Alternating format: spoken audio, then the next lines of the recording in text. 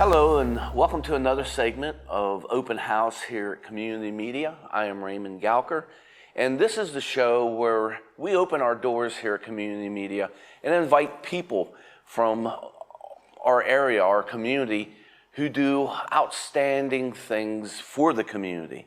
And we like to celebrate their selflessness, and there's a lot of people that make this community a great place to live. And we're very lucky here today. We have one of our favorite organizations with us who serves those who served.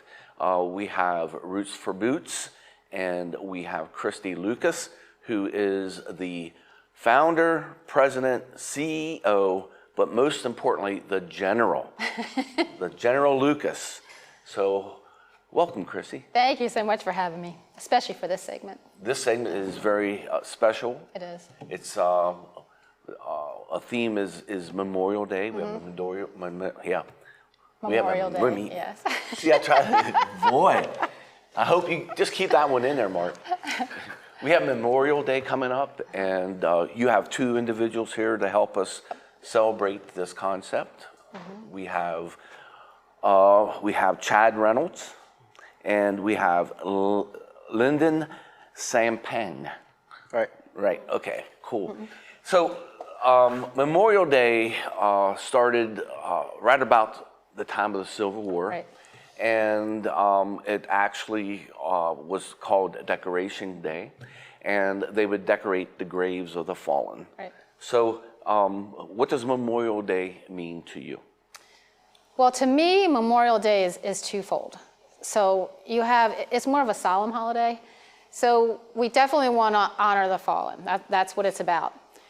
But the fallen loved our country, just as we love our country. They loved America, and they loved everything America stood for. So just because they've passed on doesn't mean that patriotism has to die as well. So I think the best way to honor them is to keep that patriotism going. So things like we do on Memorial Day, like parades and things like that, we need to keep that going. But also, I want to stress that veterans need to tell their stories, because Roots for Boots would have never been started without the stories and the struggles that I heard. So I think on that day, we need to definitely honor the fallen and then celebrate our patriotism and just keep that going. So, Chad, you said something before we started that was touching to my heart, and that was, you think Memorial Day is 360 days a year. Yeah, I mean it's the full year for us veterans, because we're remembering our fallen every single day. The cookouts and everything are great. Just take that few minutes to, even someone that you don't know, is to give thanks for their sacrifices. So, and you do that through Roots for Boots. Yeah. Roots for Boots takes and serves those veterans who are in need and their families. Yep. Could you tell us a little bit more from your own words what Roots for Boots is? Sure. So we're a grassroots nonprofit. We're 100% volunteer, and we're 100% funded by the community. And what we try to do is to meet whatever need or challenge a veteran, active duty, or military family would have. So that would include things like helping with rent and utilities, home repairs, car repairs. We run a monthly food bank on the second Tuesday of every month out of the markets at Hanover. And we also have supplied almost 20 of the all-terrain action track chairs. Are you up to 20? And you do one or so a year? We do more than one now. Is that right? They're very expensive. They start around $15,000, and they go up from there. And Chad's one of our track chair veterans, number 16? 14. 14. He's 14. You need to get a jersey that has 14 on the back. I should. It would help me. See if we get those. Everyone that gets the track chair gets one of the work shirts with their number with on their number. That's great. That would be great. But I know that track chair has changed his life. They're one of my favorite things to get for our veterans. Yeah. Would you like to tell the story, Chad, of yourself? So when I came home, I was doing pretty good, and then I started having issues with mobility, and I noticed that going out hunting, I wasn't able to walk as far in, or if I did get something, I wasn't able to pull it back out. So that just discouraged me from going hunting. I have 3 acres at the house, so I have a special needs daughter, so walking with her was almost impossible. You know, I fell, she started falling, I almost fell on her, so that discouraged me from walking with her. Then I had applied for a chair. It was kind of one of those, I don't deserve it. There's more people that I get deserve that a it lot. more than me. And then the day that I got my chair, I was just going to support a Roots for Boots event. My wife had known about it, that I was getting it. And, you know, they were like, hey, we need a flag line. So I'm like, okay, yeah, you know, let me get all the vets to help. So we round up all the vets, and they're like, okay, we want you up front. They were all in on it. Yeah. They were on it, yeah. So, and then when Christy started talking about my story, because we had to write a letter of why we thought how it could affect our lives. It's very emotional to now get that lost freedom back. I've been on several hunts with that chair already. I have put that chair to use. It is a life-changing piece of equipment to now have that freedom back that I thought I lost. So it's emotional.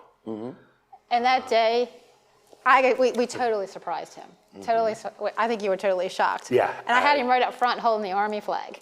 So he was right up there. And but first there were tears, and then there was a big smile. Yeah. Yeah. It's because now, I mean, in seeing other veterans with those chairs, you know that freedom is back. Now I can take my daughter anywhere on the property. I have to hide it now because she loves it so much. She'll get home from school and tap on it like, you know, hey, let's go. And I'm not even home from work yet. But it's life-changing enough that I've put a couple veterans Yes. in touch. One has got their chair, and the other one, we're waiting yet, so. And you had no idea they were able to keep it from you, Chad. Yes. I pick on my wife all the time that's very deceitful to surprise me like that, but you know, I'm glad it happened that way. Me too. It brought a little bit of emotion out that I haven't had in years. And my wife laughs all the time. But it's good to slowly bring those emotions back out that I've locked away for years. So for serving in the military, you have a story. Can you share your story a little bit with us? Yeah, so it was a tour in Iraq. I was a Navy EOD gunner I was in the Army, but I was attached to a Navy EOD team. Through several explosions, IED blasts that rolled my vehicle, caused traumatic brain injury. So it's basically bruised my brain and affected my brain in parts. So the thought process doesn't always line up like it should. Somehow I developed severe nerve damage throughout my whole body. So for me, walking has become a challenge. My legs randomly give out. I'll fall. I've fallen down the steps. fallen on concrete, fallen with my kid. So over the years, it has dramatically changed my life. And all of it, I didn't realize until after I started getting home. While I was deployed, I started losing the feeling in my hands. And it was, okay, you know, I just got something pinched. And then as that deployment went on, we got out for an IED blast. And I got a round to the shoulder. Someone from a mosque fired. It went through my body armor. Luckily, it stopped it enough that it stopped at my shoulder blade due to the distance, and then the body armor doing its job. They were able to remove those fragments. I was able to stay in country, and then about a month later, after I had spent some time in the green zone, on my first patrol back out, I got hit by another IED. That shrapnel came through the vehicle and into my leg. It was probably about a piece about that big, hit my upper thigh bone and stopped. So I was pretty blessed on that time too. Evidently, I just was prone to be, was supposed to be killed that deployment. Took a round to the helmet, took one straight to the SAPI plate on my body armor in the chest, bruised my ribs pretty bad, but someone was looking out for me and figured I had better things to do, so. Thank you for going through that for our country. And thanks for serving. And we were talking about the fighting spirit.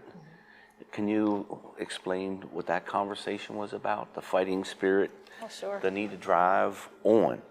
Right. Well, you know about my time as a teacher and a principal, and when I took that position as a principal, that was the hardest job I ever had. And honestly, I didn't know if I was going to be able to make it. I didn't think I was smart enough, or I just didn't think I could handle that job. And some days were just so hard. I mean, there were many days of joy, but some days were just so hard, I just didn't know how I was going to get through it. And when I was at the school, I did the Veterans Day assemblies, and I learned from men and women like these two that you just got to keep driving on. You get up to live another day. You know, you dust yourself off, and you just don't let those things get to you. And somebody's always in a worse situation, and you just got to drive on. And we were talking about that, Chad, before the show, Right. The driving spirit and how that affects you. Yeah, I mean, with the post-traumatic stress disorder and a lot of what we deal with coming home, a lot of us lock ourselves away. And if it wasn't for events like these or things that Christy does, we would just sit at home. And this is that motivation to bring us out and talk with other veterans to hopefully get them over that hump, to strive to basically help other veterans also. So, And we didn't forget about you, Sam. I mean, you're sitting over there, and we're celebrating Chad, and I'm anxious to hear your story. Okay. Christy, first of all, how did you meet Sam? Lyndon. Lyndon. I'm Lyndon. sorry, Lyndon. Lyndon. That's okay. I'm sorry, it's Lyndon Sampang. Okay. Yeah. We met at Texas Roadhouse the first time, I believe. And The first time, but Yeah. I asked for help when it gets started. so you were moving into a for- home that was, yeah. what's the name of that organization? Home for our troops. Home for Our Troops. So he got a home through Our Troops. and we were helping him kind of make that transition into that. So that's how we met. And then we met again when we were doing the gun classes for the girls. When we did those at fundraisers, Lyndon came up to the gun range, and I think we were setting up, and we reconnected that way. And then when I met Chad, and I found out that these two knew each other, and I didn't realize the chemistry they had together.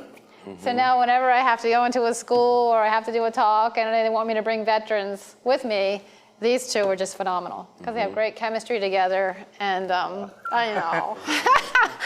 I just love them. Yeah. So, and he has an amazing story as well. Yeah. Can you share it, Lyndon? Sure. I served with 101st, like Chad did, but we're not on the same year. I served 2009 and till 2010 at 101st Airborne back in Fort Campbell. We deployed in Afghanistan, so that's my second deployment. Iraq first and then Afghanistan. I was just there for, I was counting, a month and a day. So March 18, 2010, that's when I got injured. We're in Paktika province down in Yayakel. And we're just doing a regular patrol, you know, and ambush. We got ambushed by it's only one guy with RPG on it. So I'm on the first vehicle. The first vehicle got hit with the RPG. It's RPG-7. It's armor firsting. So we went through our vehicles.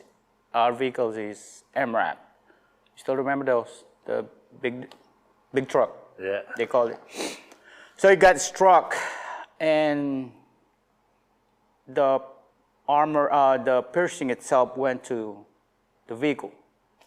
So it hit my leg, and it was at night. So,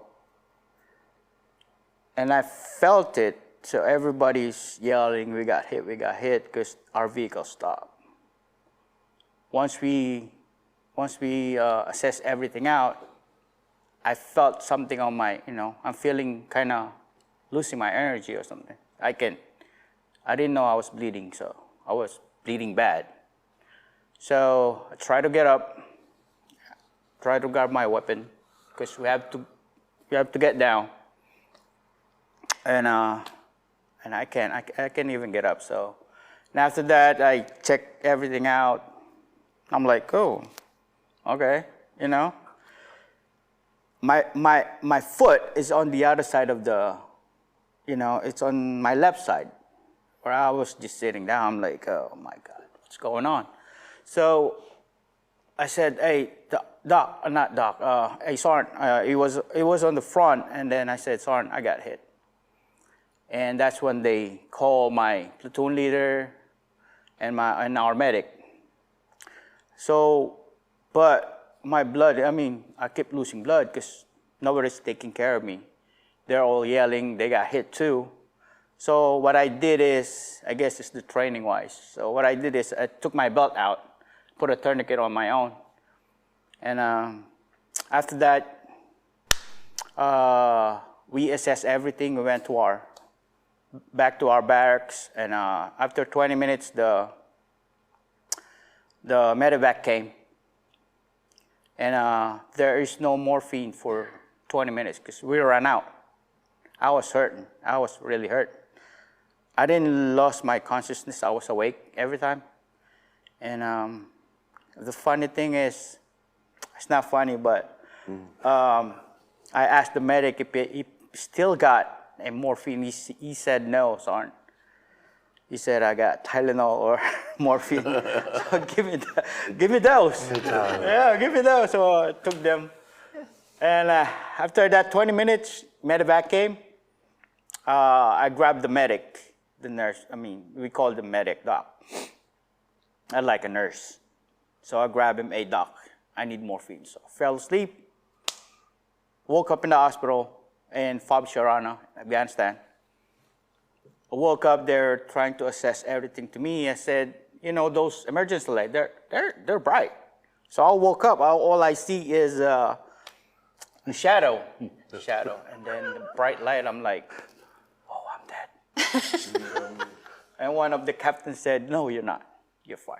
You're gonna be fine. So after that, I know I'm gonna be amputee, below the knee. I didn't know it's gonna be below the knee. I thought it's above.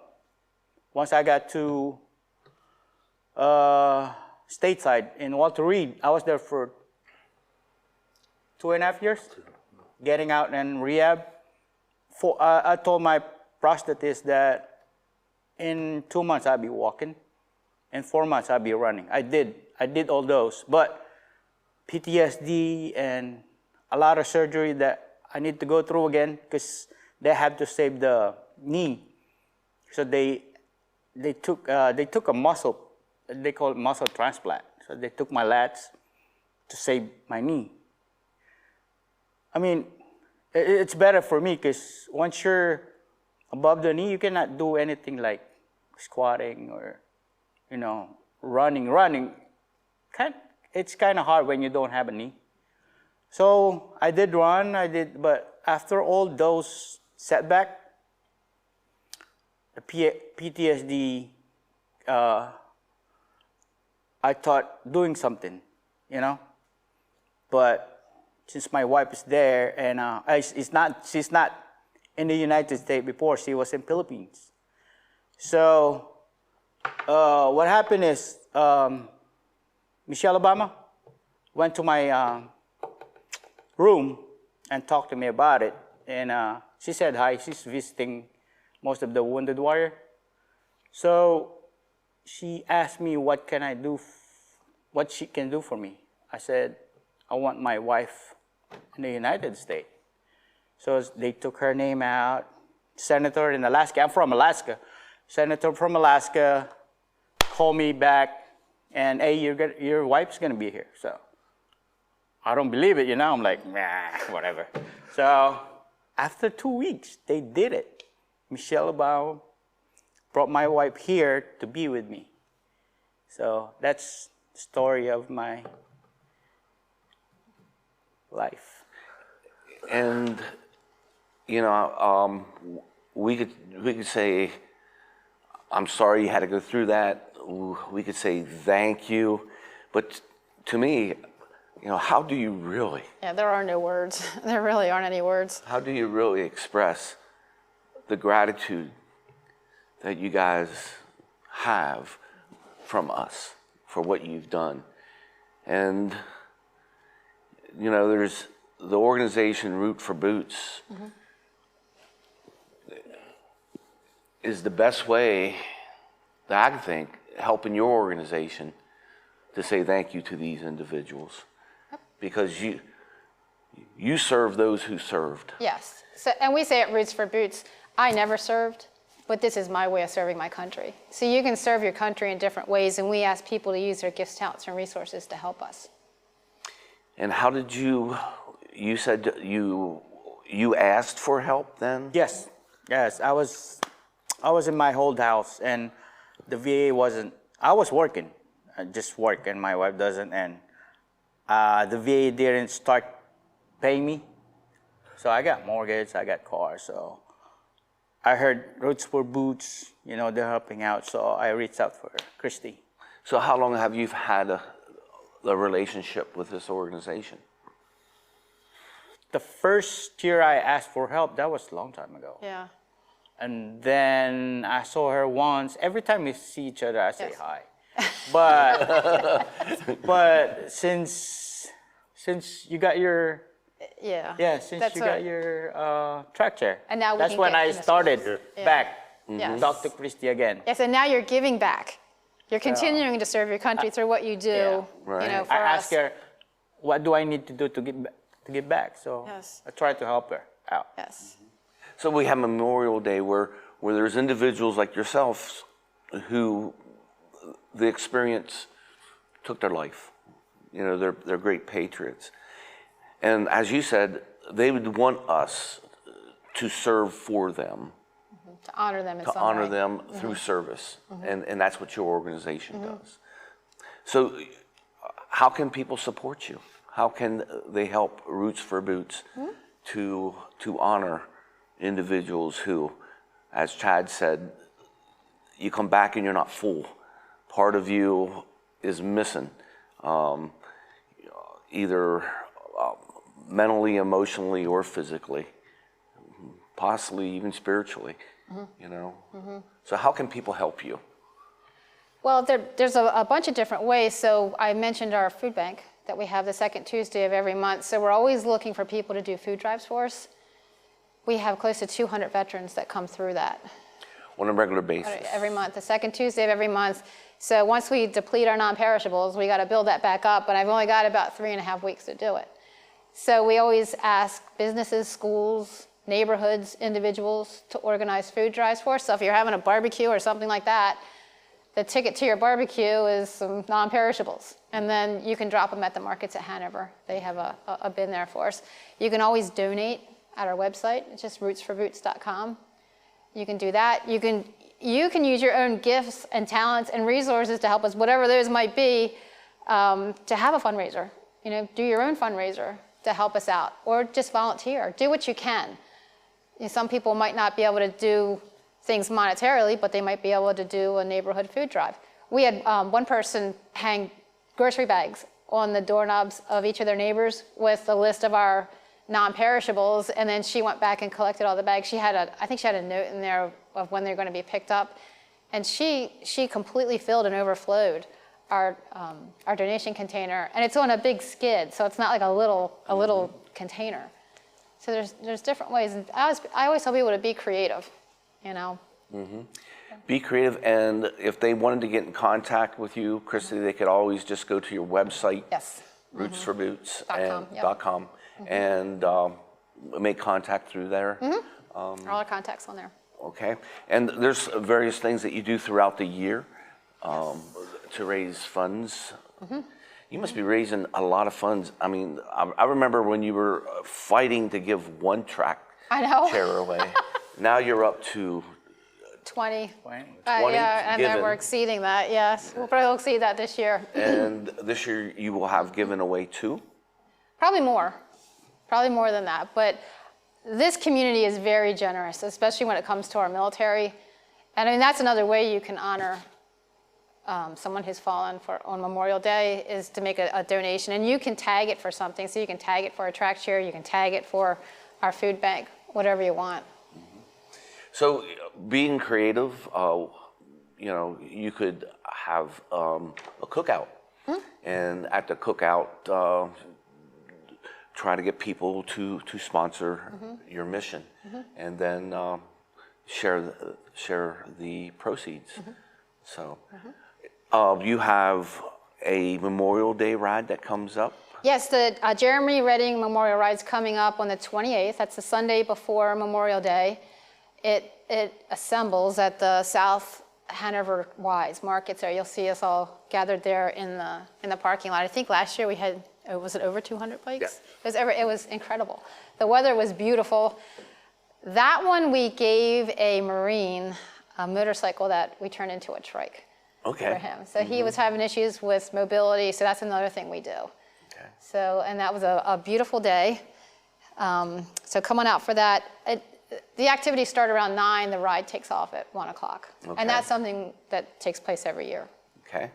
And then you have various things that happen throughout the year.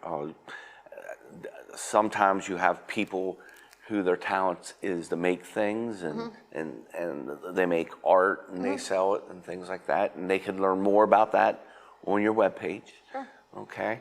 And, you know, we're coming to the end of the show, and is there anything, Lyndon, I'm sorry. Okay. Lyndon, is there anything you would like to say to the people watching today about Roots for Boots and your experience with them? Yeah, they've been generous for not just the new veterans, I call it new veterans, but all the veterans she served. Most of the organizations, they do that. They don't do that. So she helped me probably twice, I think. So She's generous. help them out. I mean, support the Roots for Boots. So. Thank you. And it's not me. God's our CEO. I'm just a chief enthusiasm officer, and it's this That's community, right. it's the community that comes together, because without the funding from the community, we wouldn't be able to do it. And you do more than track chairs, as you Yes, said. yes. I remember one of your experiences was to remodel someone's house so it fit his needs and the family's needs. Yes, well, we had a veteran that was moving out of a homeless shelter into an apartment. So we helped supply a bed, a dresser, and some kitchen supplies that he needed. Yeah. Chad, would you like to say anything to the people watching? First of all, I mean, thanks for everyone's support, because I know this is a very generous community. Keep up the great work.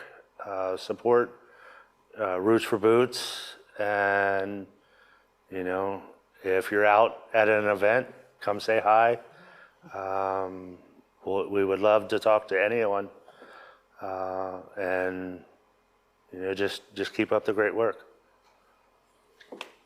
Thank you Thanks, Chris. very much. Christy?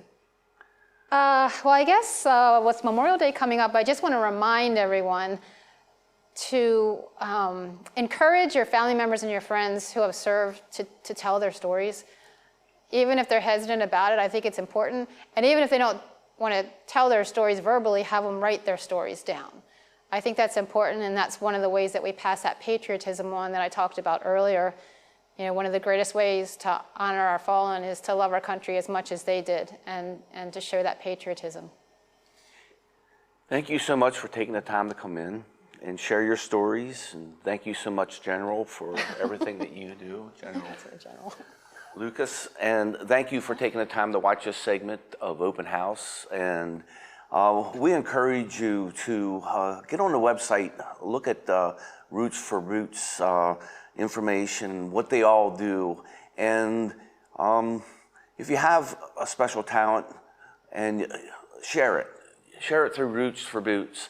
If you want to serve, if you want to honor those who served our country and still are serving our country, please, this is the best way to do it, a great way to do it. It's not the only way to do it, but the difference that your organization has made in our community is amazing, and you're just still getting started, And thanks to your efforts at home to support Roots for Boots, they're able to do this and much more. So please get on the website and help serve those who served. Thank you for watching this segment, and until we have a chance for another segment, stay healthy and remember that you are the best.